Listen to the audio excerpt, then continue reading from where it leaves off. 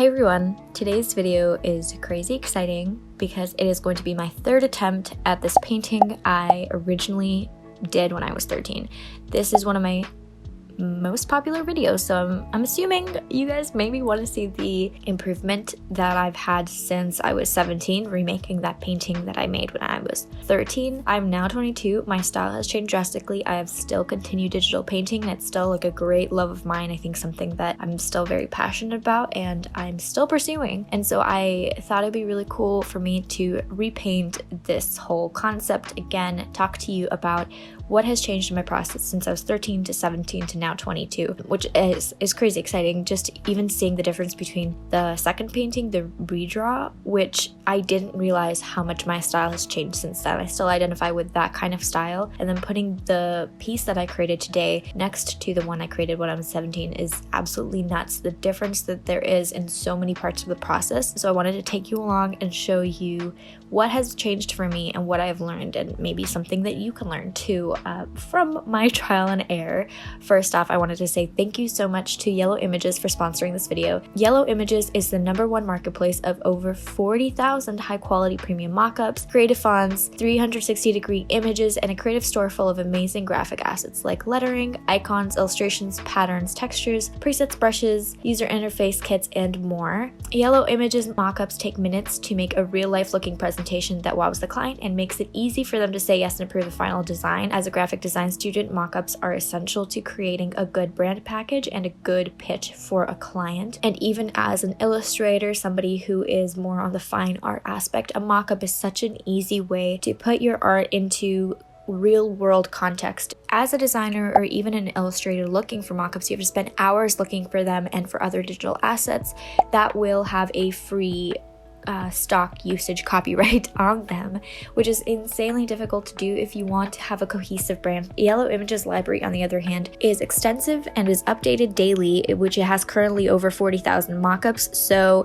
in their marketplace, everything is cohesive. You can find what you want. For today's painting, I specifically used one of their Lightroom presets to create the final version of the piece. I will talk about that a little bit more when I'm talking about my editing of the final painting, how that has changed throughout the years. But I did use a Lightroom preset from Yellow Images to create that final piece. I'll show you the before and after of what the painting looked like before the preset and my edits, and then after, so you can see that. If you're interested in Yellow Images, I highly recommend them for your design or illustration needs. I have a 30% discount for you down in the description. Thank you so much to them for sponsoring me and helping me create content for you guys. So with that said, let's get into some of the biggest differences I've seen throughout the 3 stages of the painting. One of the biggest ways that I've improved in my pieces is knowing what colors I like. And the first piece that I painted, I was just experimenting with colors. I did not have a good concept of color theory and what colors work well together, and so therefore I created a conflicting relationship between the blues and the purples of this piece. They don't particularly look harmonious. I didn't have a monochromatic scheme going because the tones of the different blues and purples were not similar. So in the second painting, I try to reconcile that with my more pinkish, purplish style that I really liked those colors when I was 17, around that time period. And so that was one thing that I really struggled with in this final piece, using that color scheme to create something that I liked looking at, that I thought was harmonious. And in the end, I did switch the hues and the tones from a purplish blue to a more warm blue and a little bit of like a seafoam green in there to create a much more harmonious color palette. Something that my original video did was upset a lot of people because they said that I changed the shape of the face, or just that the character looked older, or this and that. Honestly, that's just improvement from the first to the second painting, from the second to the third painting. It's just an improvement in how I approach my paintings. If the character looks like it has aged, it's because I've aged from being 13 years old painting somebody to now being an adult and painting somebody. I'm going to paint like what's familiar to me and what I enjoy, and if that happens to be older, like, so be it. If that's something that bothers you, that's kind of the wrong way of looking at the issue. I'm not supposed to replicate the colors and the facial shape. I'm trying to improve the same concept that I had when I originally painted the first piece. And so changing things like color shows improvement in understanding colors better and what is pleasing to the eye, because first and second painting, the color scheme is not pleasing to the eye. We'll just say it. This final piece, I think, is a drastic improvement from the first two, and while I don't think it's the best color scheme because it started off with kind of a faulty concept, I do enjoy this shift in the tonality to be a little bit of a warmer green look than the purplish cool blues that I had going in the first and second piece.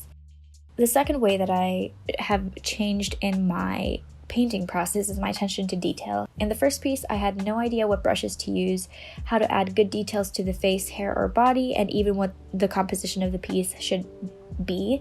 There's a lot of random white space around the first piece for no reason, making her look a lot smaller, and she's not even centered. This was not a stylistic decision, just a lack of understanding of composition. If you would frame something in the same composition as the first piece, but you had an actual reason, you had elements around the character to tell a story, that's fine, but you need to be proactive about your composition and why you make certain stylistic choices. You can break design rules whenever you want to if you have a good reason for, and the first piece did not have a good reason, so that's just bad composition. The second painting shows significant improvement in the attention to detail, but I can still see parts of the illustration that I didn't show proper attention to, such as parts of the clothing and shoulders that could have been refined more. And at this point, I understood anatomy a lot more, and there is a lot of distortion in the painting, but that was a stylistic choice. At the moment, that's how I like to paint things. I like longer, skinnier necks. I liked like the more emaciated figure of characters. I thought that was really cute. I liked the wide faces, the wide eyes, the button noses. That was just the way I liked to paint things. And I, at this point, had a concept of realistic drawing and painting. I could do those things, but I chose to work in a more stylized manner. The jump from the second to the third piece is insanely dramatic because there is a big style change here. I didn't realize how big of a style change until I created this last piece and compared it to that middle one. I still identify with the middle style a lot since that was when I had a lot of growth online, and a lot of those videos that are in that style are very popular of mine. If you look up my artwork online or on Pinterest, that style shows up before a lot of my current pieces, and so I still kind of identify with that style a lot, but I think I've definitely improved on my realism and creating more dreamy, fairy tale-like characters, but in a more realistic style. So the necks are a little bit thicker now. Sometimes they're still thin. I still like drawing thin necks, but the way that I have the facial proportions and the hair, the hands, even the clothing, the wrinkles and shading that I choose to add, the details that I choose to add to my paintings is a lot more realistic than the middle or the first piece. The first piece had absolutely no concept of anatomy. I was just starting digital painting and I was just trying something new. It was really fun to experiment. I still love the first piece, but I love it in the context of the improvement that I can see in my work and seeing that as a stepping stone for creating the second and the third piece, like to where I am now. So I still really like it. It's not like I'm trying to bash it and say how horrible it is, but there is a lot of improvement that has occurred since then, and I definitely want to share that with you. The third way that my painting process has completely changed is the amount of patience that I have when I create a piece. And I would say that the amount of patience I have per piece is a direct equation with the confidence that I have for the final outcome and have had.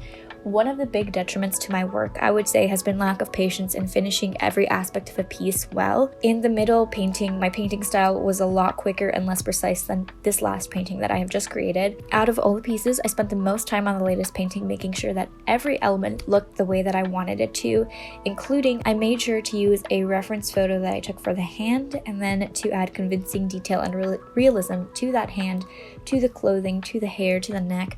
I wanted to make sure that every piece of the process and the painting looked cohesive, finished. I wouldn't look back at this piece and think, oh, I really should have added more detail to this aspect. So at this point in my painting process, I really will take a step back to, if I'm getting bored or tired of a piece, I'll take a break so I can come back to it and continue working at like full steam on details that are really boring to draw, like the clothing or even the hand. It's not fun. It's just not something enjoyable. If you don't like doing it, you're not alone. But the thing that really sets apart the paintings, I think, is the amount of dedication I have to the piece, because I had confidence that if I put in my best work into this piece, I'll create a painting that I absolutely love. In the first piece, I did not have that confidence because I was just experimenting, so I didn't care that the final outcome looked polished and professional. The second piece, I still did not put in attention to detail as much as I do now. I even remember, like, I did put in a good amount of time into that middle piece when I was 17 to create something that I was proud of, but even in that moment, I remember getting bored of certain aspects. And that's something that I think has drastically improved with this last painting, is that if I got bored, I put it away for a couple days and came back to it so that I could work and add the proper detail and make sure that everything looked exactly the way I wanted it to when I finished it off. Lastly, one of the biggest differences with the final outcome of this piece has been the editing. So between the third, I'll compare all three paintings. The very first had absolutely no editing to what I painted. There were no adjustment layers added, such as curves, hue, saturation, or lightness, or even overlay and soft light layers. That is something that I think is 101 to creating a cohesive piece, and for something that's not frustrating. If you don't have your colors right with the original painting, I think it's more important to have like a general correct tonality to your piece and to have good details, and then colors are something that you can drastically change with the adjustment layers.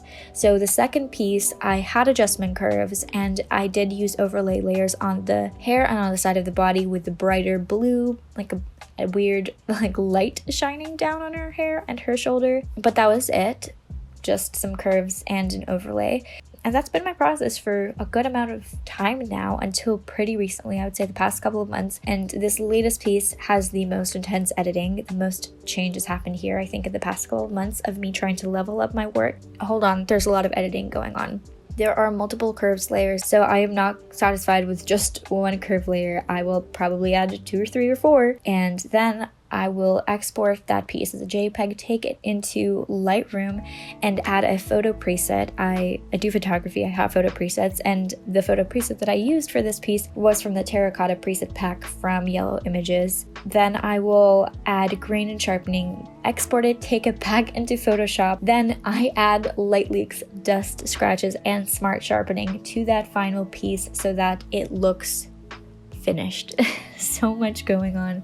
I want to show you the difference between the kind of edits that I made for the second piece versus the kind of edits that I make now. The export in Photoshop, the original one that I exported for Lightroom, I did have curves adjustment layers, but that was it. My process, as you can see, is completely, there's a big difference in the amount of editing that my pieces go through, and one of the biggest things is that I put basically all of my digital paintings through Lightroom now, and I put in presets and I bring them back into Photoshop and continue adjusting. So knowing how to manipulate the image to create a finished piece is one of the biggest changes to my process, and it's something where at first I thought that was some sort of cheating, or it meant that I didn't understand colors correctly, that I couldn't paint them correctly, which I don't think is true. I mean, the whole digital painting process is digital. You can, if you don't like digital painting, you can say the whole process is cheating and that it's easy to do and it requires no skill. But if you're going to be painting in a digital medium, it's best to take advantage of all the resources that you have for that piece. I don't think there's anything wrong with extensive editing of your piece, because you are creating the final artwork, something to show to others. You don't have to explain how you created that. So that's one of the biggest things I've learned between when I was 17 and now when I'm 22, is that I can add extensive editing to my image to create a beautiful, dreamy, finished piece that looks cohesive and completely finished. Like, I wouldn't look at it and think, oh, I need to add this or that, because I worked really hard to create a final product that I am proud of and happy with. So that was a big long talk about how my process has changed. I wonder if this was helpful for you. If it was, leave me a thumbs up and comment down below. Let me know what you think of the 3 images next to each other, where you are in this whole process. I would love to know your thoughts, if any of this was helpful to you, and how you have improved in the past couple of years with your digital paintings. I guess I should leave you with a word of encouragement that the a first to the last painting is a difference of 9 years in my process, and so don't be discouraged if you know you're still at that level that I was when I was 13. That's okay. One thing that I would encourage you to do is, if you are not as advanced as you want to be, take what I said and try to apply it to yourself. Try to put in as much detail and as much work into every single piece so that you get the most improvement out of every single work that you put out, that you get as much out of it as possible. That way you will improve drastically. Have patience and be lenient with yourself. Don't beat yourself up if you're not where you want to be. Just look for an end goal. Look for a way to improve from every single piece onward.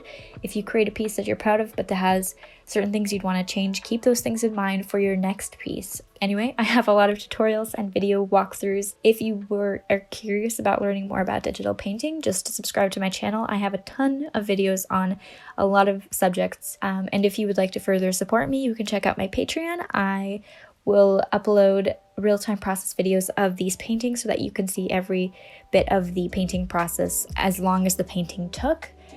And I also post other rewards like postcards, stickers, all that good stuff. So if you're curious and want to support me more, you can definitely check out my Patreon. It's going to be linked down in the description. But until the next video, thank you so much for watching. Take care. Hopefully you are motivated to continue creating and improving, and I will talk to you guys in my next video. Bye.